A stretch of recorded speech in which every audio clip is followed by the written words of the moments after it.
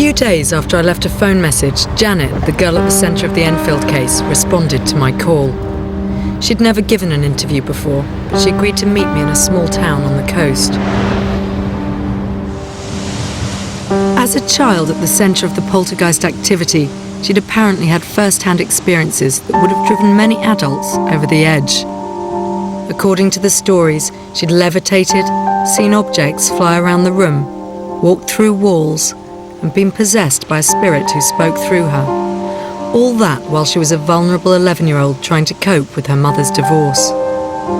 Now she was 40, married, with children of her own, and she didn't want to be recognised, so she agreed to be interviewed if we kept her face hidden. Some of the things that happened, like levitation, the voices, like things flying around and furniture moving, being tipped over. People would say that's impossible. It's just hard really for people to understand, and people would take them and say, oh, this is a load of rubbish. But when you experience it and you know that it is real, and so many witnesses, professionals on the outside have come in and actually seen things and experienced things, you know. We just don't take no notice of what the critics say now. Janet, thank you so much for coming to meet me, because I know it's not something you've talked about in public a lot over the years at all. And I was also kind of wondering what made you change your mind. It's my story. Yeah. Everyone else can tell my side of the story, but why can't I don't, you know. Do you feel that it has changed your whole life? Yes. And school life wasn't easy when, you know, you've gone to school and it's splashed on the front of the paper that you're possessed and you're bullied over it. It came to a point where I didn't want to go to school because of it. Then when I got there, I settled after a while and I didn't want to come home to face the music of so many people in the house, so much going on. And in the end I became so confused, I didn't know where I wanted to be. It was strange, but at the same time it was fascinating. Right. It was quite scary as well, I suppose. Did you, at the time, have any sense of what might have been going on? Well, a lot of it went on around me, I know that. I just felt maybe like I attracted it for some reason, maybe my age. When I look back now, I wonder how I got through it. Some of the other incidents, levitation. Were you conscious of that happening? Because I've heard what witnesses have said. How did it feel for you? Strange, very strange.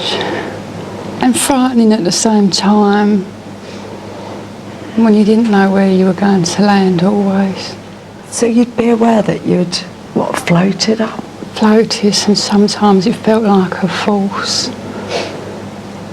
Like being thrown on?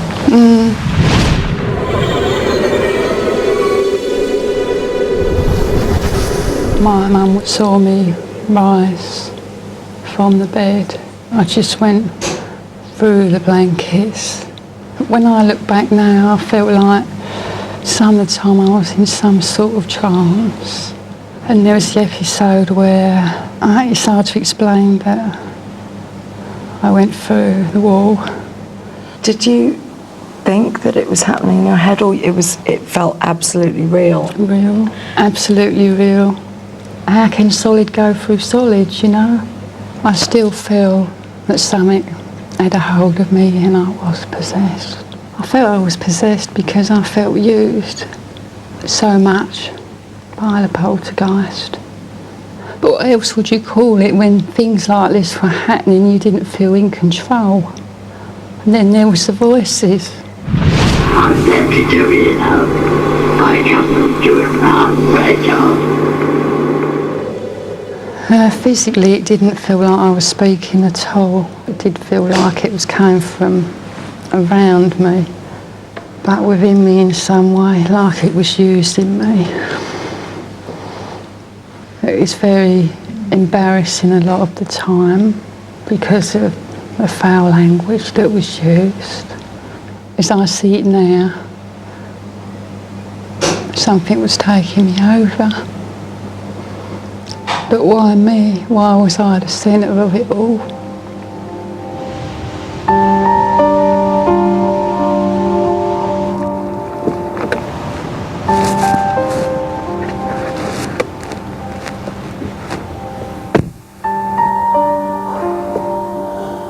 I think that's probably the most incredible personal experience I've ever heard. And you know, the weirdest thing is that while I was listening to Janet, there was not a single moment when I doubted the truth of anything she was saying.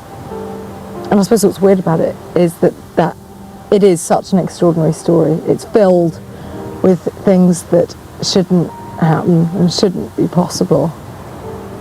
And I believed every word of it, and I don't see how anyone could feel any different meeting Janet. Looking back at the poltergeist activity I'd been investigating, there did seem to be a pattern. Both the case I'd looked at so far had involved adolescent girls going through a particularly stressful time in their lives. My next case was to be completely different. I was to travel up to Scotland to look into what could be the most active poltergeist in Britain today.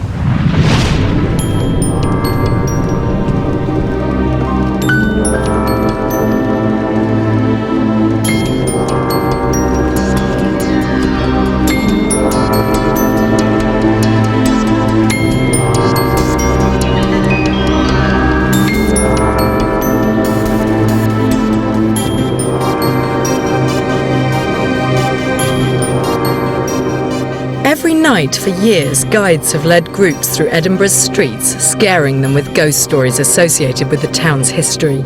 Then suddenly, 4 years ago, the people on one particular tour found that they had become part of their very own ghost story. Tourists visiting tombs in a certain part of the Greyfriars Cemetery, known as the Covenanters' Prison, were suffering from attacks by something unseen.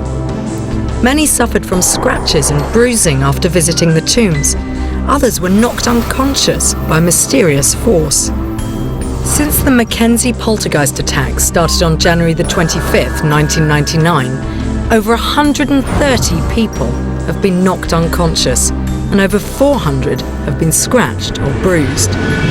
First I went on with some friends, and my friend had scratches and nothing happened to me, and the next day I went home and discovered bruises about this big all on the inside of my leg from all the way up. So I went on it again, and I was just listening to the tour guide, and then the next thing, just hit the deck. You just collapsed? Just went down. And I remember getting sort of carried half out of the tomb. I remember everybody laughing, and then everything it was like someone pressed a switch and I went black, and the next thing I know I sort of woke up outside on the ground with everybody looking out and saying, "Are you okay, you okay?" It's really hard to describe, and I still struggle to describe, but it was like I got hit to the head, but it was from inside my head, sort of like a whack. And I just heard this voice saying, "Get out," yelling, "Get out." And I don't know if it was me in my mind or what it was, but I just heard this voice and I just bolted. And I was really scared. It felt really evil. And it wasn't until the next day when I woke up and I had 2 scratches about that long right in the middle of my back, so I couldn't actually get to them. But that just made me feel sick because they looked like fingernail scratches. They just looked like they were quite raised and sore.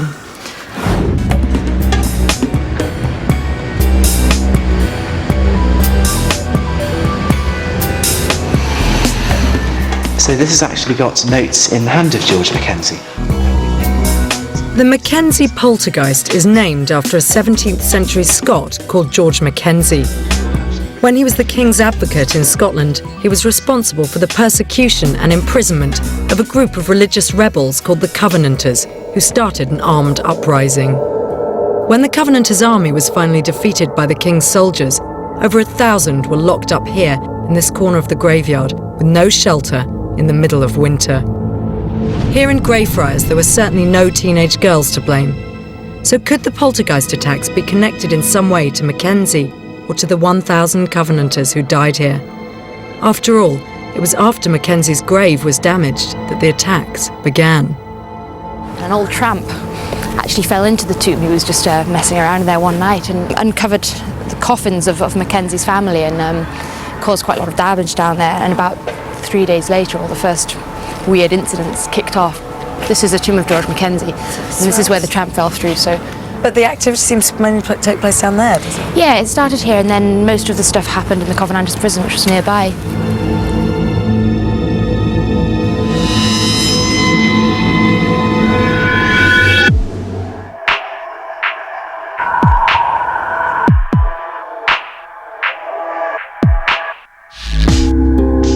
In spite, or perhaps because of, the frequency of the attacks, the ghost tours are very popular.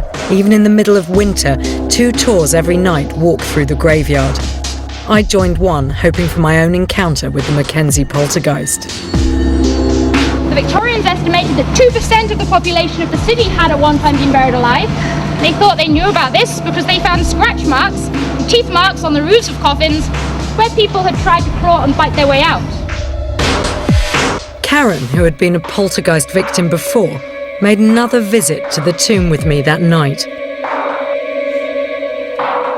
As our guide led us into the danger zone of the Covenanters' prison, I wondered if she'd be a victim again, or if this time it would be me.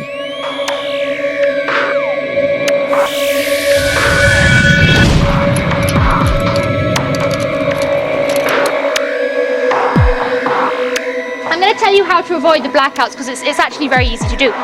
A poltergeist will act as a predator. It will try to single somebody out from the crowd, separate them from the crowd, and that's when it will attack, which is why I've asked you to stand close together. I ask everyone to get right back.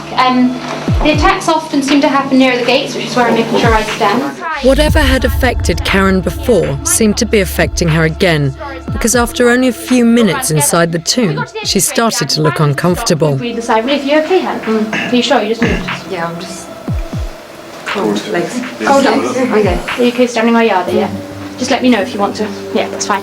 Okay, now the weird thing is, I said to that group that night, and I always say to my tour parties, if you wake up in the morning with scratches or bruises on you, and you need to get out. No, okay, no. Are you sure? It's just travelling. It's only up to my knees. It's all right. Were you better there where you were before? No, I'm all right now. Okay. And he said they hadn't been there before as well. Now, to be fair, the man didn't come in to see us, so I don't know for certain he was telling the truth, but he did sound really sincere on the phone, and I believed him. Are you okay? It wasn't long before Karen was so disturbed by something that she felt she had to get out and left the tomb in tears. Okay, so that was weird. Karen just felt really like she had to get out of there. She said there was a feeling of coldness creeping up her legs and she felt threatened and she wanted to get out. And she was crying and she didn't really want to be filmed anymore either. So she's gone now. As the rest of the group wandered off, I took the chance to spend a few minutes alone in the tomb.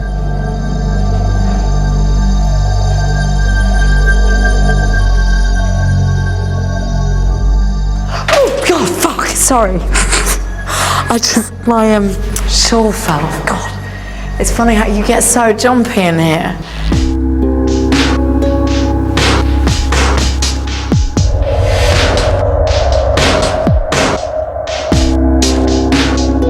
I do feel kind of a pins and needles sort of feeling all up my back. It's quite a distinct feeling. Actually, it's a weirdly distinct feeling. It's kind of like that feeling, you know, when there's a weird moment, like in a movie or something, when, I don't know what it is, it's that feeling like being hosed down with hot treacle. Like when something happens and you get that sort of real visceral reaction to it. I do feel like that. Oh, I hesitate to use the word energy, but it does feel funny in here.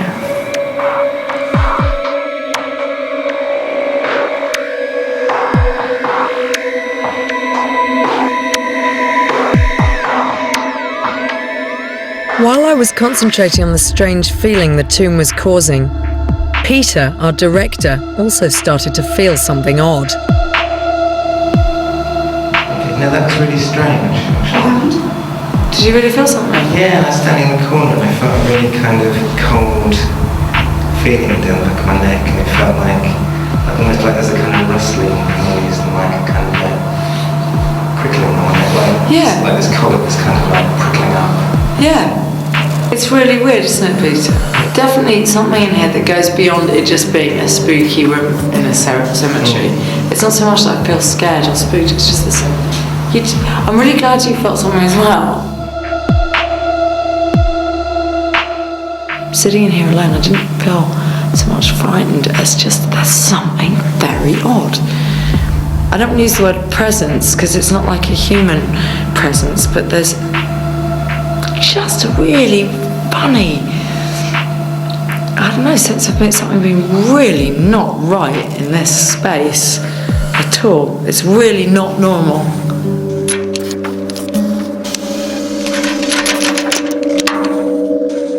There were definitely strange things happening in the Covenanters' prison, but were they anything to do with a poltergeist?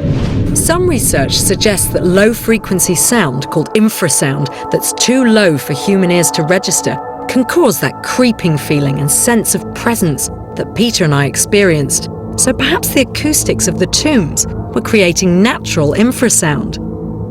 But what about the blackouts? Were they really poltergeist attacks, or just a type of mass hysteria brought on by the victim's expectations and the guide's suggestions of an attack?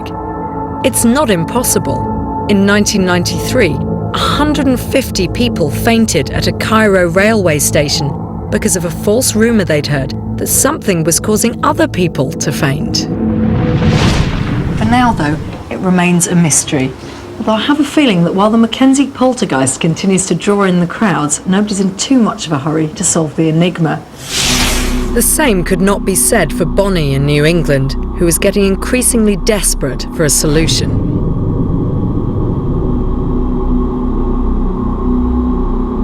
After the break, I returned to Bonnie's house and the search for the New England poltergeist. I just feel like the skin on the back of my neck and all down my spine was crawling.